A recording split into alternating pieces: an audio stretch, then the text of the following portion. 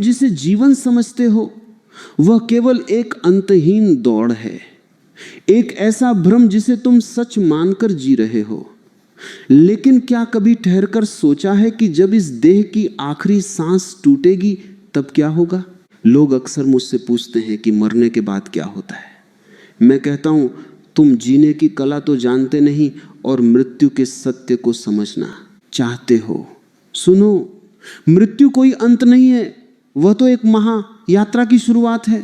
गरुड़ पुराण कहता है कि जब इंसान की सांसें थम जाती हैं तो वह सच में नहीं मरता, वह पूरे 13 दिन तक अपने ही घर में भटकता रहता है, अपने ही परिवार को देखता रहता है। यह एक ऐसा खौफनाक और परम सत्य है जिसे सुनकर तुम्हारी रूह कांप जाएगी। तुम अपनी रोजमर्रा की जिंदगी में इतने व्यस्त हो, धन कमाने में, मकान बनाने में, रिश्ते निभाने में, लेकिन तुम्हें पता ही नहीं कि तुम जिस घर को अपना कह रहे हो वहीं तुम्हें एक दिन अदृश्य होकर 13 दिनों तक तड़पना पड़ेगा। आज हम उस परम सत्य के द्वार खोलेंगे जो तुम्हें झकझोर कर रख देगा, जो तुम्हारी बंद आंखों को खोल देगा। अगर आज इस सत्य को नहीं समझा तो जब वह क्षण आएगा तब पछतावे के सिवा कुछ हाथ नहीं रहेगा। मनुष्य अपने पूरे जीवन में सबसे ज्यादा डरता है मृत्यु से। वह मृत्यु का नाम भी नहीं सुनना चाहता। जब भी किसी के घर में मौत की बात होती है लोग कहते हैं कि शुभ शुभ बोलो, लेकिन मैं तुमसे कहता हूं, मृत्यु से ज्यादा शुभ और कुछ भी नहीं है, क्योंकि वह तुम्हें जीवन की नश्वरता का एहसास कराती है। गरुड़ पुराण के अनुसार जब मृत्यु का वह ठीक पहला क्षण आता है, जब इंसान के भीतर की प्राण वायु बाहर निकलती है, तब आत्मा का पहला अनुभव अत्यंत विचित्र और विस्मयकारी होता है।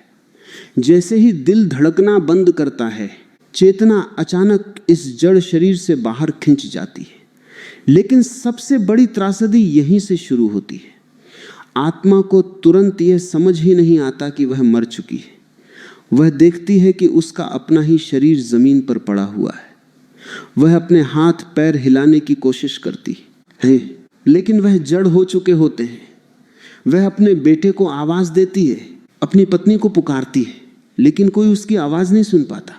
आत्मा सोचती है कि सब लोग मुझे अनदेखा क्यों कर रहे हैं, सब रो क्यों रहे हैं। वह अपने ही मृत शरीर के भीतर फिर से घुसने का प्रयास करती है, लेकिन जैसे कोई पुराना और फटा हुआ कपड़ा दोबारा नहीं पहना जा सकता, वैसे ही वह चेतना उस ठंडे पड़ चुके शरीर में प्रवेश नहीं कर पाती।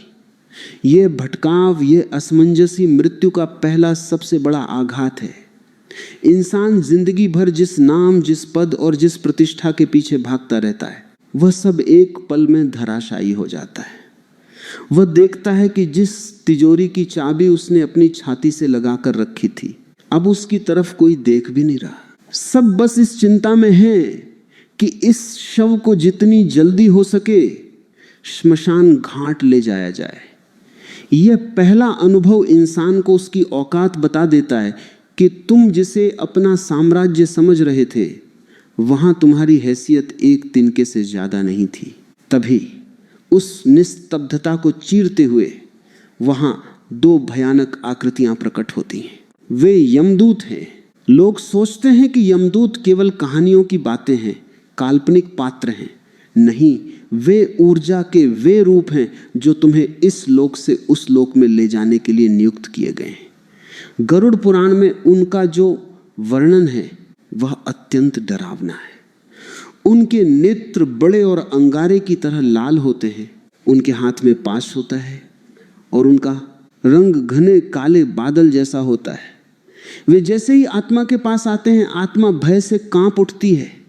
उसने जीवन भर जो भी पाप किए होते हैं, जो भी झूठ बोले होते हैं, जो भी धोखे दिए होते हैं, वे सब उसकी आंखों के सामने एक चलचित्र की तरह घूमने लगते हैं। यमदूत उस आत्मा को जरा भी समय नहीं देते। वे उसे अपने पाश में बांधते हैं और हवा की गति से यमलोक की ओर ले चलते हैं। यह यात्रा अत्यंत कष्टदायी होती है। जब यमदूत आत्मा को खींचकर ले जा रहे होते हैं तो रास्ते में उसे भयंकर तपन, कांटों भरे रास्ते और अंधकार का सामना करना पड़ता है। वह आत्मा भूख और प्यास से चिल्लाती है लेकिन यमदूतों के दिल में कोई दया नहीं होती। वे उसे बताते हैं कि तुमने जीवन भर केवल शरीर को सजाया, केवल वासनाओं की तृप्ति की, कभी अपनी आत्मा के कल्याण के लिए कुछ नहीं किया, तो अब इस दुख को भोगो। वे उसे सीधे यमराज के दरबार में ले जाते हैं, जहां उसके कर्मों का लेखा जोखा देखा जाता है। लेकिन यह यात्रा केवल 24 घंटे की होती है। 24 घंटे के भीतर यमराज के आदेश पर यमदूत उस आत्मा को वापस उसके उसी घर में छोड़ देते हैं जहां उसने अपना जीवन बिताया था। यहां से शुरू होता है वह सबसे बड़ा रहस्य कि आखिर 13 दिन तक वह आत्मा अपने ही घर में क्यों भटकती रहती है। जब यमदूत उसे वापस घर छोड़ देते हैं तो आत्मा को लगता है कि शायद उसे जीवन दान मिल गया। वह अपने घर की चौखट पर आकर खड़ी हो जाती है, लेकिन वह देखती है कि वहां सब कुछ बदल चुका है। उसके कपड़े हटा दिए गए हैं, उसकी चीजों को समेटा जा रहा है।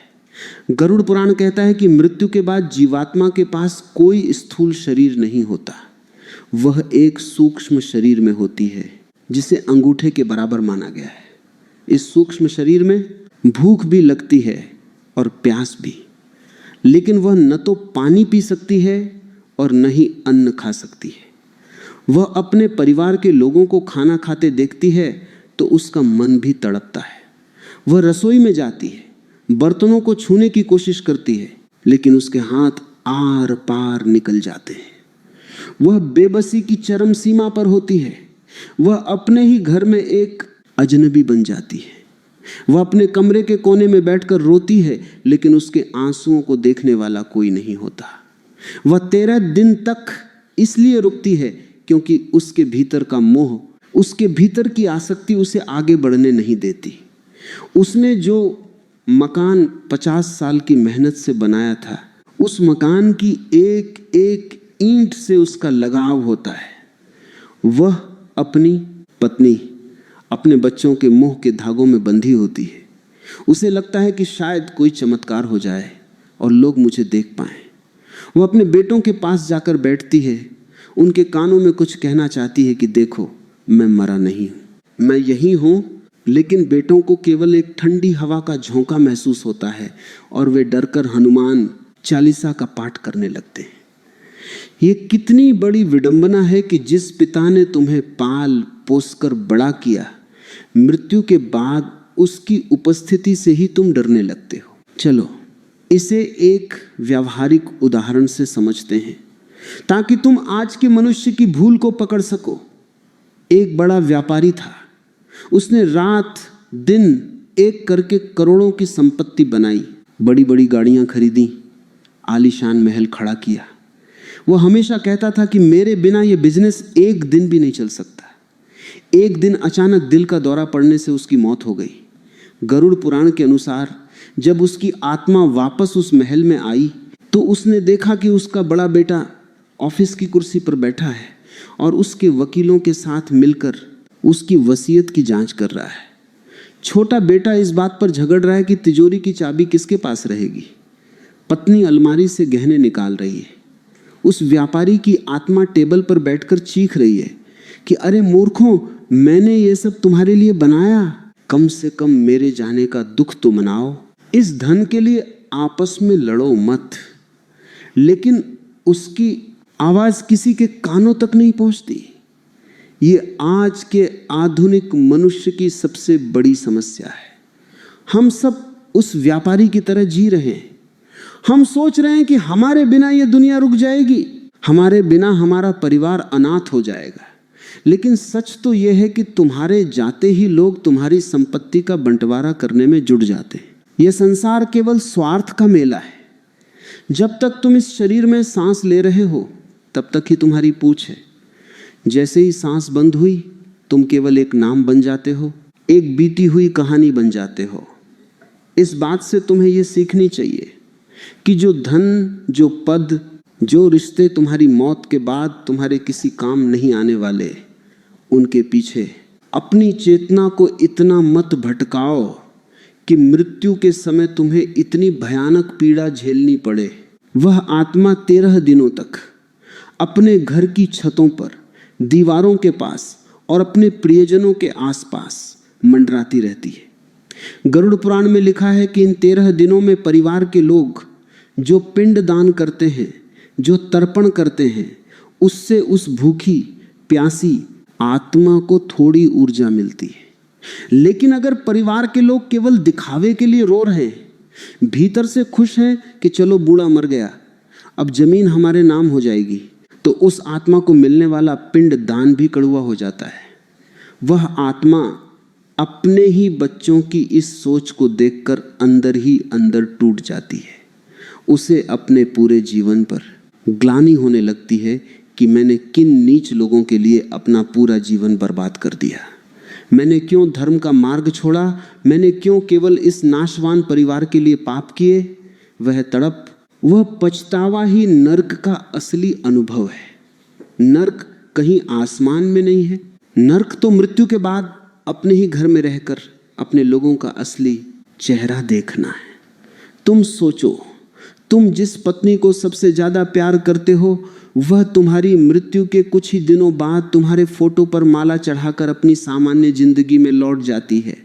वह हंसती है, खाती है, घूमती है, और तुम जो उसके लिए अपनी जान देने को तैयार थे, तुम एक प्रेत बनकर कोने में बैठे उसे देख रहे होते हो।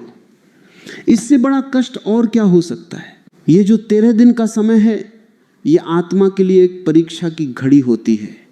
इन 13 दिनों में उसे धीरे धीरे ये एहसास होने लगता है कि अब इस लोक में उसका कोई ठिकाना नहीं है। वह चाहे जितना चिल्लाए, चाहे जितना रोए, कोई उसकी सुनने वाला नहीं है। उसका जो अहंकार था कि मैं इस घर का मालिक हूं, वह अहंकार धीरे धीरे टूटने लगता है। जब वह देखती है कि उसके बिस्तर पर कोई और सो रहा है, उसकी गाड़ी कोई और चला रहा है, तो उसके भीतर का ममत्व, उसके भीतर की ममता का किला ढहने लगता है। गरुड़ पुराण कहता है कि इन 13 दिनों में आत्मा को यमलोक के मार्ग पर चलने के लिए तैयार होना पड़ता है। लेकिन जो लोग जीवन भर केवल वासनाओं में डूबे रहे, जिन्होंने कभी ध्यान नहीं किया, जिन्होंने कभी सत्य को जानने की कोशिश नहीं की, उनके लिए ये 13 दिन किसी महा नरक से कम नहीं होते। वे बार बार अपने पुराने जीवन को पकड़ने की कोशिश करते हैं और बार बार असफल होते हैं। उनकी यह असफलता उन्हें क्रोध और हताशा से भर देती है। कई बार ऐसी अतृप्त आत्माएं गुस्से में आकर अपने ही घर के लोगों को परेशान करने लगती हैं, क्योंकि वे उनके दुख को समझ नहीं पा रहे होते। इसलिए मनुष्य को अपने जीवित रहते ही इस सत्य को स्वीकार कर लेना चाहिए कि एक दिन उसे यह सब छोड़कर जाना है। जब तुम इस सत्य को गहराई से मान लेते हो, तो तुम्हारे भीतर का मोह कम होने लगता है। फिर जब मृत्यु आती है, तो तुम उस आत्मा की तरह नहीं तड़पते जो अपने ही घर में तेरे दिन तक भीख मांगती है। तुम एक विजेता की तरह इस शरीर को छोड़ते हो। लेकिन अफसोस, आज का इंसान इस सत्य को सुनना ही नहीं चाहता। वह सोचता है कि मृत्यु तो पड़ोसी के घर में आती है, उसके घर में कभी नहीं आएगी। वह इसी भ्रम में जीता रहता है, और अंत में जब काल उसका गला पकड़ता है, तो वह पूरी तरह से असहाय हो जाता है। गरुड़ पुराण की यह कथा कोई डराने वाली कहानी नहीं है। ये एक दर्पण है जो तुम्हें तुम्हारा असली चेहरा दिखाता है कि जाग जाओ, अभी भी समय है।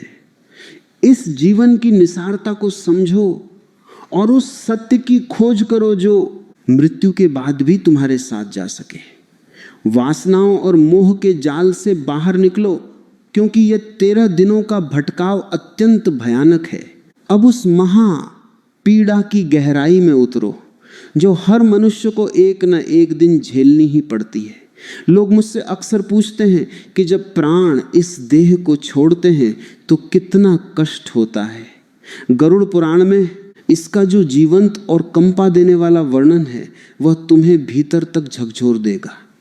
वहां लिखा है कि जब मृत्यु का अंतिम क्षण आता है, तो शरीर के भीतर के सारे चक्र टूटने लगते हैं, नाड़ियां सुकड़ने लगती हैं, और 5 तत्व पृथ्वी, जल, अग्नि, वायु और आकाश एक दूसरे से अलग होने के लिए विद्रोह कर देते हैं, उस समय देह को छोड़ने में उतना ही दर्द होता है जितना एक साथ 40,000 बिच्छुओं के डंक मारने पर होता है।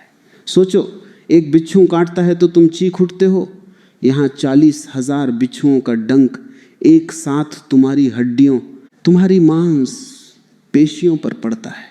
आंखें ऊपर की ओर उलट जाती हैं, जीभ सूख जाती है, गले से घुर-घुर की आवाज आने लगती है और पूरे शरीर से पसीना छूटने लगता है। इंसान अपनी पूरी ताकत लगाकर कुछ बोलना चाहता है, अपने हाथ की उंगली तक हिलाना चाहता है, लेकिन वह पूरी तरह से पंगु हो चुका होता है। यह दर्द क्यों होता है? क्योंकि तुमने जिंदगी भर इस जड़ देह को ही सब कुछ मान लिया था।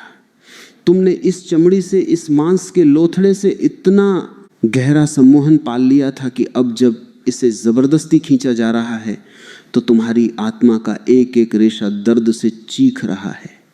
जो इंसान जीते जी इस देह के पार नहीं देख पाया, उसके लिए मृत्यु का यह क्षण एक भयंकर प्रलय की तरह आता है।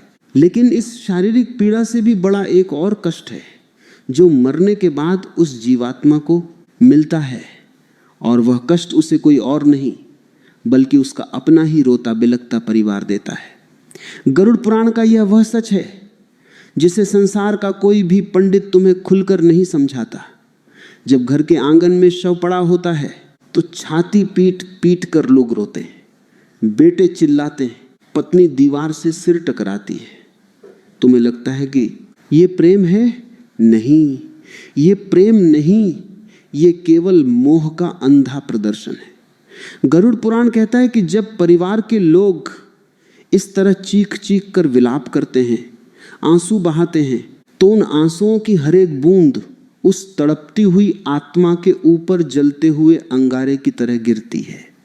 वह सूक्ष्म शरीर जो पहले से ही देह छोड़ने के दर्द से बेहाल है, अपनों के इस क्रंदन से और ज्यादा व्याकुल हो जाता है।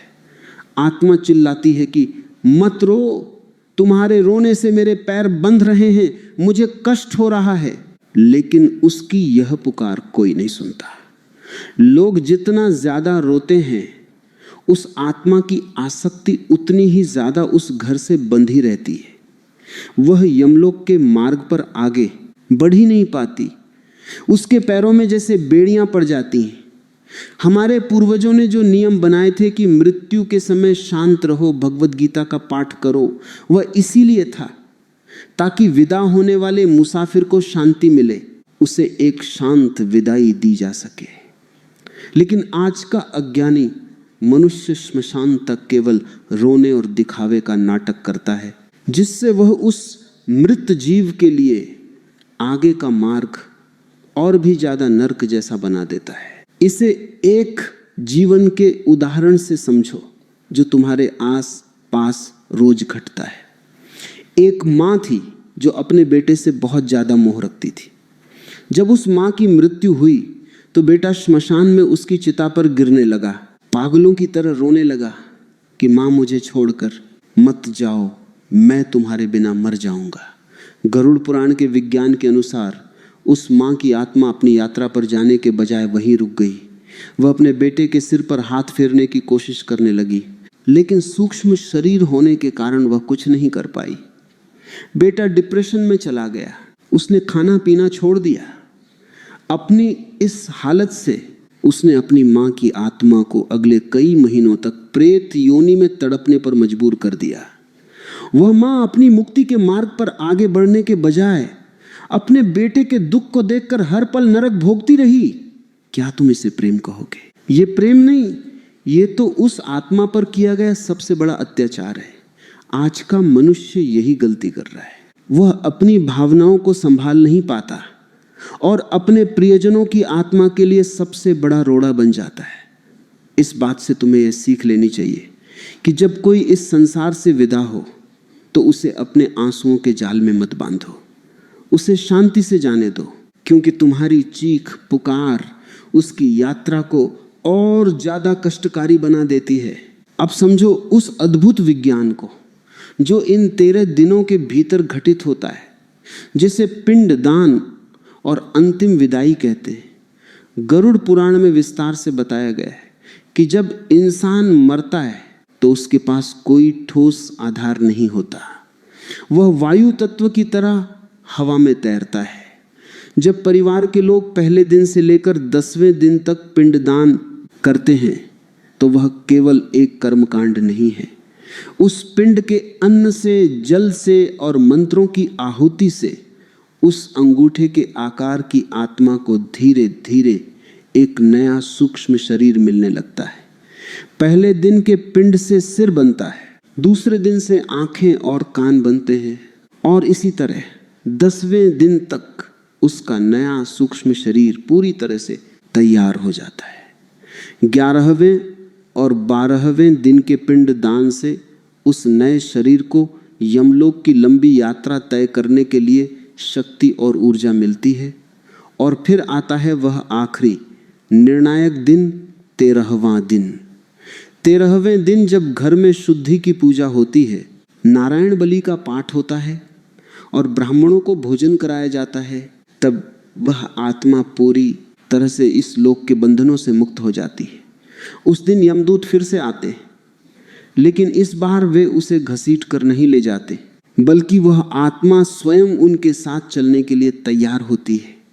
13वें दिन वह अपने घर की चौखट पर खड़ी होकर आखिरी बार अपने पूरे परिवार को देखती है। उसके भीतर का सारा मोह, सारी ममता अब शांत हो चुकी होती है। वो समझ जाती है कि अब ये घर उसका नहीं है, ये लोग उसके नहीं हैं। वह अपने बच्चों को आशीर्वाद देती है और यमदूतों के साथ उस अनंत असीम यात्रा पर निकल पड़ती है, जहां उसे अपने कर्मों के अनुसार नया जन्म या नरक का भोग मिलना है। 13वें दिन के बाद उस घर में उस आत्मा का कोई अस्तित्व नहीं रह जाता। इस पूरी कथा से, गरुड़ पुराण के इस गहरे रहस्य से तुम्हें आज अपने जीवन के लिए क्या उपाय खोजना है, तुम्हें क्या सीखना है। आज से ही तुम्हें अपने जीने के ढंग को बदलना होगा। तुम 24 घंटे जिस धन दौलत के पीछे अंधे होकर भाग रहे हो, जिस परिवार के लिए तुम दूसरों के साथ छल कपट कर रहे हो, जरा सोचो, वे 13वें दिन तुम्हें हमेशा के लिए विदा कर देंगे। तुम्हारे जाने के बाद तुम्हारी तिजोरी की चाबी बदल दी जाएगी, तुम्हारे नाम की तख्ती हटा दी जाएगी। तो फिर इस झूठे संसार के लिए अपने भीतर के सत्य को क्यों बेच रहे हो? मृत्यु से डरो मत, मृत्यु को अपना शिक्षक बनाओ। रोज रात को जब सोने जाओ तो 2 मिनट के लिए सोचो कि अगर आज मेरी आखिरी रात हो, अगर कल सुबह ये आंख न खुले तो मैं अपने साथ क्या लेकर जाऊंगा? क्या ये मकान मेरे साथ जाएगा? क्या ये बैंक बैलेंस मेरे साथ जाएगा? जवाब मिलेगा नहीं।